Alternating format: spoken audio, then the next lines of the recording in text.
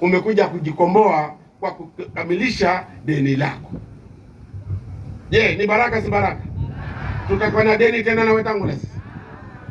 Manake nimewaambia watu wa Moyeni, bunge la Kenya lina wajumbe 349 likiongozwa na spika huyu. Ameacha wajumbe wote na kazi zake zote, lakini leo yuko wapi? Ni heshima si heshima? Kuja kutufanyia harambee ya kanisa hili.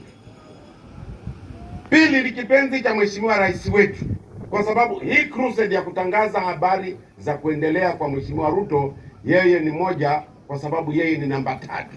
Akitoka fireman yeye. Unaona kazi hiyo? Sasa nimekuwa nikizungumza nanyi, hamtaki kuokoka na kukubali dini ya Ruto. Leo amekuja kasisi mkuu ambaye ni namba 3 katika hiyo kanisa yetu ya UDA ama kanisa yetu ya Kenya Kwanza, ili ahakikishe kwamba sote ni wafasi wa William Samoei Ruto.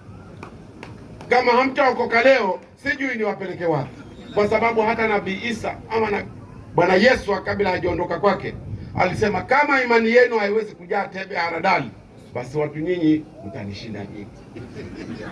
Na leo nataka nikwambie tu Mheshimiwa Wetangula kwamba Bwana Yesu alipokabiliwa na mambo mengi, ulifika wakati akamlilia Mungu akasema kwamba roho iradhi, mwili ni dhaifu. Tunataka kujenga kanisa lakini nguvu zetu ni chache. Roho iradhi lakini mwili ni dhaifu. Ndio maana tukaona kwamba ni vyema kukuita wewe, ni vyema kukuleta hapa ili utuonee huruma. Hii nyumba ikamilike, kazi ya Mungu ipate kuendelea.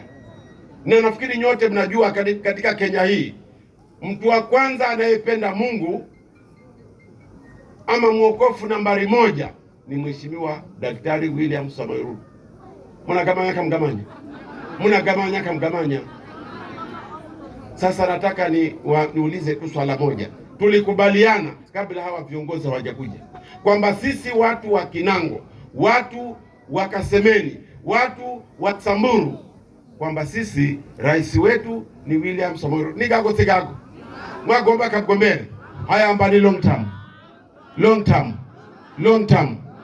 Na mkaniambia kwamba gavana wenu ni Fatuma Achani. Nigago sigago 2 term.